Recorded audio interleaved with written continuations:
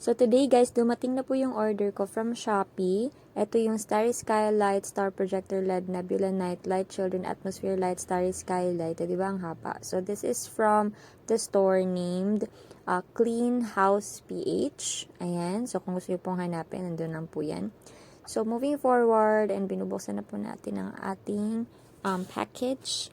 Yan, nakalagay po dyan is fragile.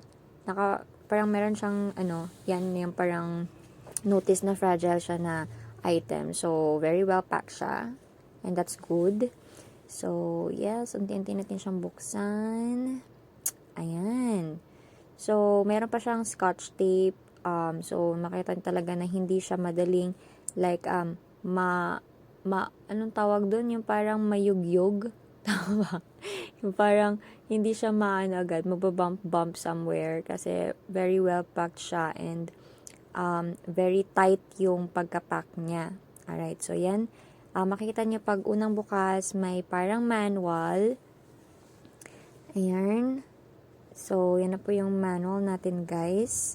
As you can see, you can read through it kung paano siya gamitin. Meron din siyang parang Chinese na language at the back. So, ito yung parang charger cable. And then, ito na po yung item. So, here you go.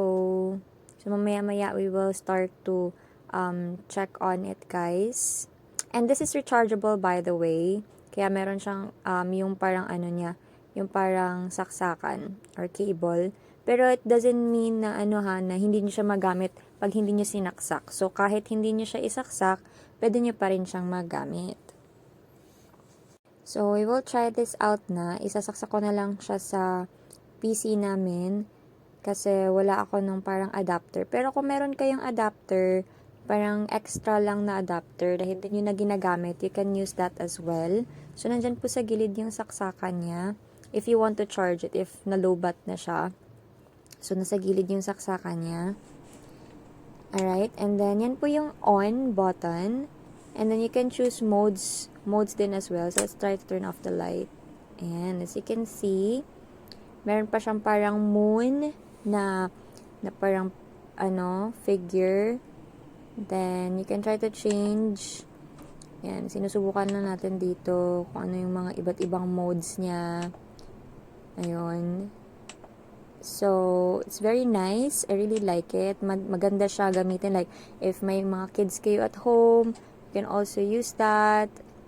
And if may mga, like, for example, party, na gusto nyo na maganda yung parang atmosphere, you can also use that. So, lalo na ngayon na nasa bahay lang tayo, we can use something like this para, to create atmosphere sa atin kahit naka-pandemic tayo, we can still have some fun and feel like nasa bar tayo or what, diba? Char!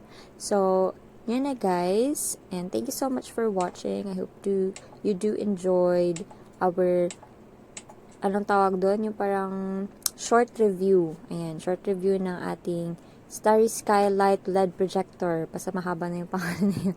So, if you have any comments or questions about this product, just comment down below. I'll put on the description box as well kung ano po yung link ng product para mabili nyo po siya sa Shopee. Alright?